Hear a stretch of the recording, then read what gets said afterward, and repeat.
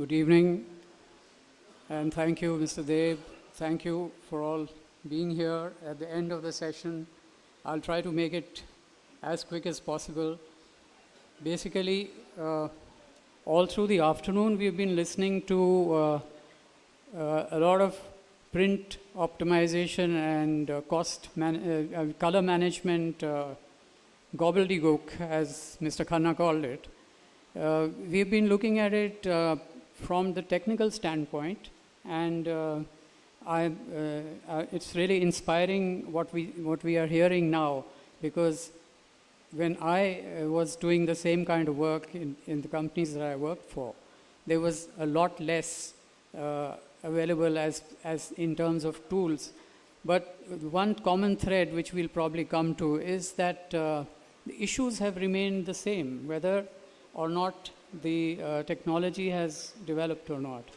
So right now I'm here to offer you the viewpoint of the brand owners, how all this gobbledygook fits into the brand owner's vision and how he needs to react to it. And also, so what I'm trying to do is really to round up what we have heard through the afternoon. I'll provide you a little bit of a roundup. Plus, I'll also try to, with permission, open the window a little bit broader, because the understanding of color management has to look not only into color management technology, but it has to look into color management, what is coming, what is the future, what else is coming. Because I think anything that goes on a package actually means any color that goes on the package is about color management. Now that can be nowadays a lot beyond color. So first, really about, you see, we look at logos. We look at logos on brands, on packaging. Now a logo is not something that's just printed on a pack. It's actually something that lives in your mind. It's something that you grow up with. It's something that you recognize when you go out into the market. It's something that you find and really feel pleasure when you see it when you go abroad or something. So a logo is a part of you, and this is the expectation of the brand. The brand is trying to succeed by creating a living logo inside your mind. A logo, therefore, is a multifaceted tool. It is for brand identity and marketing communication, of course. It's for an efficient and more flexible global supply chain. So, you can supply the same packaging. If it's running short in a particular market or a territory, it can come from somewhere else. So there's a global supply chain capability if you have the right kind of brand recognition on that pack. It's for consumer protection and safety. More and more, a lot of statutory information has to go on packaging for the kind of consumer activism that we are seeing.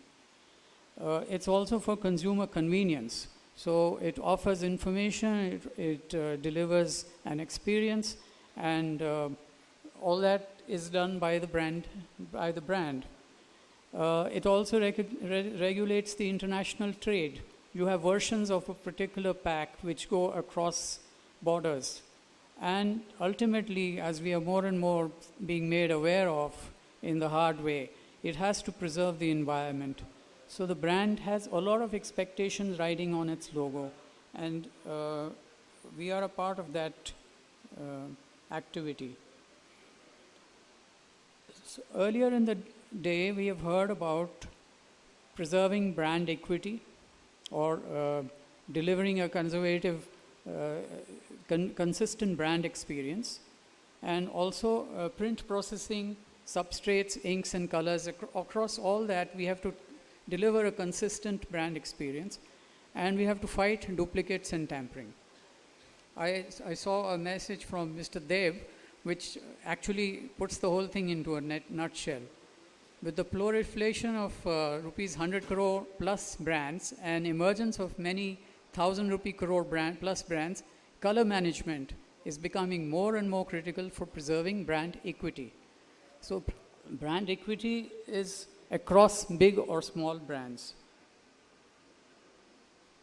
And we can't fail to recognize that the retail environment is changing. The consumer is being subjected to the mom and pop store, as well as the organized retail and the boutique retail, and now even online retail. So there is the brand is everywhere, and the brand is expected to perform to its best in all these environments. In addition to that, the brand is also it's not stagnant. Designs, as you grow, they are also changing along with you. As technology capability increases, the design complexity demands also increase. To what extent designers are actually responsible for increasing this complexity is another question. But marketing people are actually demanding more and more sophisticated design. So what I'd like to do first is that in my view, there are 5 areas that really need to be looked at, and probably the first 2 are in the title itself, that is print optimization and color management. So in addition to that, I feel, as I said, there should be a little bit more a broader view of color management.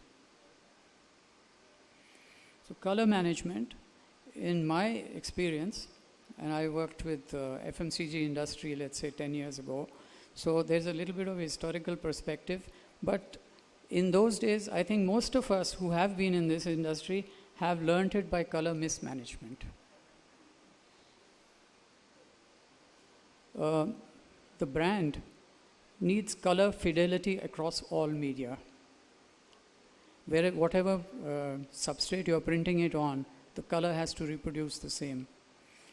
You need a light standard dark range, but then you end up with having light 1, light 2 standard, then you have dark 1, dark 2. So you keep on extending the LSD range based on convenience and what is coming, or that used to be like that. There has to be standardization across different converters. Purchase people are always adding new suppliers without really full regard to what the capabilities are.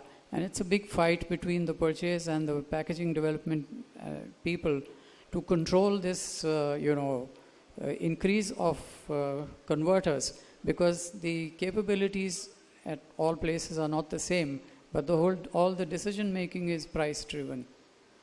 And then there's standardization across processes. Now you have some products which you might have the same brand, part of it, some SKUs are being printed on state-of-art high volume, but there are also some parts of it which are smaller and which are being printed on legacy machines, smaller runs. So how to standardize across these different processes will also plays a part in the whole color management issue of the brand. And then, of course, there are the big global brands. The global brands are actually crossing borders, and they are looking at how they can have the same, say, the Coca-Cola Red across different geographies. So color management, there are 2 aspects to color management. There is color, but there is also management. So there has to be, there are variables in substrates. There are ink type and quality. We've heard this all afternoon. There are updated and matched LSD, which again somebody mentioned that you print with the latest proof, and that is already a variable from what the original proof was. So there is a sort of advancement in the degree of difference that is there from the original proof. And then there are updated processes for legacy brands, which are being updated and improved with better designs and so on. So if you look at it, basically the way this industry has progressed from what we were looking at those big plate cameras, and we were then moved on to, I had occasion to work with printing development services in Metal Box, where we were the first to get in a drum scanner and offer those kind of color separations, and work with the old systems, which, as somebody said, it is men, materials, machines. And now the extra is the software. And I must say, as Professor said, that Mother Nature is also a part of this whole equation.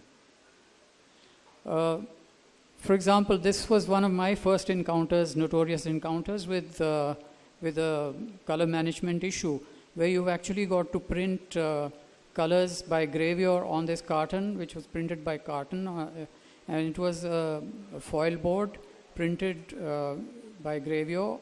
The gold was printed by India foil, the other colors were printed by metal box, and there were a whole lot of issues, but this color had to also match the printed label, which was printed by another process.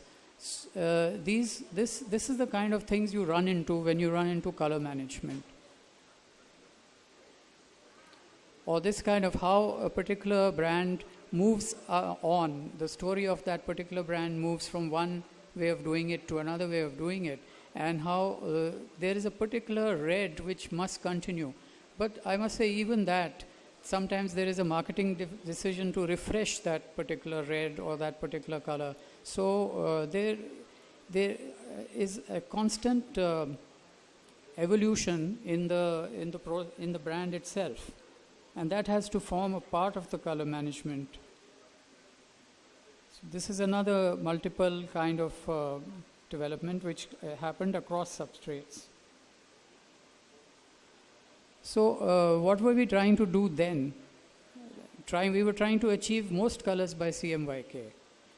And there was then, as we were talking about, different sets of CMYKs, the warm and the cool CMYKs, and now there are so many more. And the color match was by retouching on plate positives. And flat press and proofing and progressives was part of the story. The original image quality was still there at that time too, and there were ink recipes which played a part. The Colgate Red was famous then, the Postman Blue was famous, the Dalda Yellow was famous. So there was one element which I think is being forgotten or probably missed out in this whole gobbledygook discussion that we keep having, is that there was somebody called a master printer, or somebody who really understood the whole thing from a sensorial point of view. And I don't know, I was trying to still think that probably that has to be in the equation, because that equation is there in the tea tasters and the wine tasters. Today, it's very much more measurable, it's very much more controlled. We can convert color into data, we can talk about color in mathematical terms. We also try to achieve management by vendor control. We try to specify which inks and all will be used, which substrates will be used. So definitely the color management process has been made a lot more goof-proof, but has the manpower element of it been completely controlled? In addition to color management, I think there is something which we have missed in this discussion, and it also plays a part, is that there has to be the element which the brand owner is expecting, is the issue of brand security. Brand security is based on the risk assessment, how, what is the premiumness of the product, and therefore how much risk it involves. So to that extent, some brand security features have to be built into the pack, and that also has to be a part of the color management process. And we also see this in the banknotes, for example. We see how much kind of there has to be color, but there also has to be features. So there have to be covert and overt brand protection tools. There have to be interactive batch coding, which we are beginning to see with all the QR codes. There's high entry barrier packaging system, where you're trying to make a packaging system which is cannot easily be duplicated by the manufacturer on the street. And you have to have a controlled set of vendors. In addition to the color management, there is print optimization. So I think what happens is that in India, we look at print maximization before we look at print optimization. Most designs that you see in the market have arrived by the designer actually taking up all the space on the pack. We think that basically when we have a space, we must fill it up with a lot of color and features and saturate the pack with bright colors, add colors simply because they can be there, because you have 8 color machines, you have 10 color machines. So you simply add colors because you have the feature to do it. You add gold and silver for ornamentation, not for protection. You add effects that defy pre-press. Sometimes, as it was confessed by our Anuj, for example, that sometimes the process is not properly fully understood, and you add features which are visualized, but which can it be achieved successfully in the process that you're looking at. And many times the designer, yes, works in isolation from pre-press or converter. It has been so, and it probably has continued to be so. The designer is an agency or an individual working in a studio. He has limited access to the kind of processes, and he is 2 steps removed from who's controlling the brand. Very often, at the end of the chain, the marketing, the brand manager, the packaging developer take their sweet time to develop the product. It's the printer who is expected to achieve the miracle of delivering it overnight, and he must interpret what has been handed down to him in a package,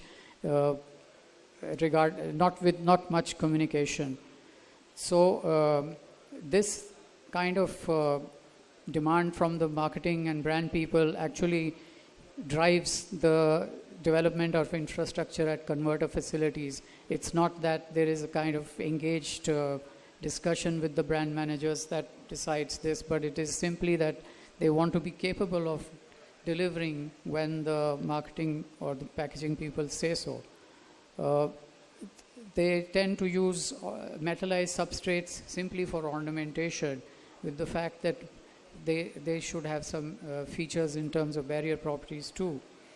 And the idea is to maximize ink usage to meet the design need, bright colors, density, and the converter is most often working very far removed from the designer. In between is the packaging guy or the brand manager. So if you look at it, you see the amount of, say, ink that one brand uses and the amount of ink that one brand uses. I would say that these are kind of examples where you can make successful use of white space and still actually achieve an effect which helps to achieve a differentiation in the market and yet be print optimized in that sense. Again, you can reduce, popular brands can reduce inks, and inks are are quite a surprisingly expensive part of most flexible packaging. On the cusp of what is called the digitalization, printing is not being looked at the same way it was in the old days. Now we are looking at printing which can customize 2 million labels, which all unique. So there are these kind of printing capabilities, digital, and which are coming into, they've already disrupted the photography world in terms of the consumer photography and commercial photography. This kind of disruption is on the horizon in the print and packaging industry too. So you can have small quantity customized label runs, and we as brand managers, brand owners, they're definitely looking at the opportunities these kind of things present. And in order to extend and look further into the future from color management, we also should look at what I would like to call print novel. Now, print novel is cutting edge of printing technology. Which way is it going? So you have print novel, You have example, for example, this is an interactive packaging concept for cosmetics product brand. The containers reflect the character of what is used for and standing naked before the user with a tender skin color. Now, when you touch this pack, it actually will timidly glow. It will glow with because they have used thermochromic paint print coating that makes it sensitive to heat and reacting to touch. Now, these are kind of effects that are going to be seen in printing. We have seen often talked about textured prints, glow in the dark prints. This is all color. The OLEDs, which are around the corner, which they're trying to commercialize or are partly commercialized. If we will be able to print flexible packaging or semi-rigid packaging with OLEDs, they will glow when you touch them. So this is all in the area of smart packaging and print novel, which we should be also taking into our discussion. So in the end, it's only, we can say, anticipate the future, but systematically. Innovators don't rely on the retailer to tell them what consumers want. They continually research new package ideas to meet present and future needs. To meet the future, innovators maintain a continuous, sustainable pipeline of innovation, planning 2, 3, 4 or more years out. Leading innovators also maintain multiple teams working on different timelines. So as one team works on plans for the coming year, another works on plans for further in the future. In the end, I feel that the topic that we are talking, it's not about brand expectations, because brand expectations seems to be like a one-way street. And we talked earlier in the afternoon, there has to be brand engagement between the designer, the converter, and the brand owner. Brand engagement, or as Anuj said, brand collaboration. There has to be a dialogue which takes the whole thing about branding much further.